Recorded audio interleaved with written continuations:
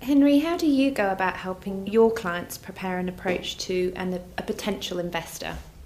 Well, it's very important when you're preparing approaches for funding to make sure you've got all your ducks in a row, if you like. So typically in the sort of projects that we're talking about, where it's new product development funding, we will have a design done.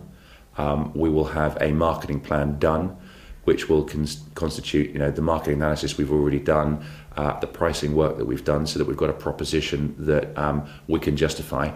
We will then have that in a business plan format, so that we've got cash flow projections and a full business plan, so that when we go forward for funding, all of the boxes are ticked, and it's really just a question of whether or not the investor is interested in the particular proposition. All of that work does take quite a considerable time, but these are strategically important moments for companies, and this is where some companies succeed or fail. So it's very important to do it right. And how important is market research before approaching an investor?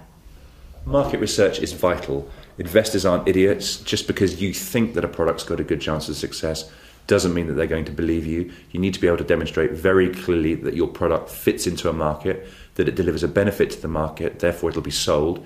You need to know the size of the market, and you need to work out the depth of penetration you expect. If you've got a new product for the baby market, how many baby products of that type are bought every year? What possible chance do you think you've got of selling 5, 10, 15% into that market, and be able to justify that very clearly on a price basis and on a benefits basis, so that it makes absolute sense and you've got all the facts and figures behind you.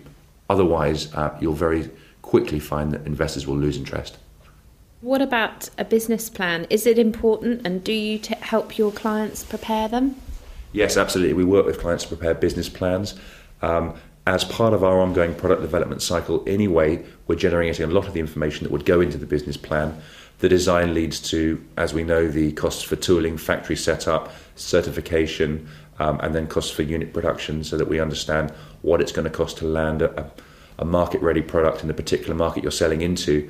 We'll then work with clients to put together a more rounded proposition, market analysis, sales and marketing. We work with consultants and experts in the product sectors, and then that can be drawn together with the help of an accountant into a ready-to-go business plan ready for funding. In deciding to invest, do business angels look at past experience? It's really very important, the past experience of the entrepreneur. Successes and failures are both often, ticks in the right boxes. They need to know that you've got a track record, that you've learned, that you've launched companies and products before. If you haven't, you can get over that, but it's much better if you have got some relevant experience that they can demonstrate to themselves as much as anything when they're looking to tick the right boxes, that you're the sort of individual that it's worth backing.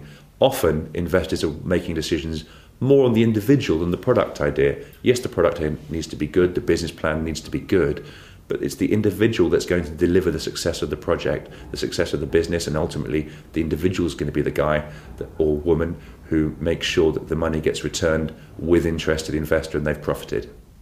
At what stage in the project is it appropriate to approach a business angel? Well, that will depend very much from project to project, and particularly we have to marry up the individual business or innovator's requirements. But really, you need to have a fully rounded proposition. So as I've mentioned already, you need to have a design done. The project needs to have been costed all the way through to manufacture and product, individual unit cost. You need to have done your market analysis. You need to know what your size of the market is. That needs to have been scoped thoroughly, so you have a thorough proposition to which you can place in front of an investor.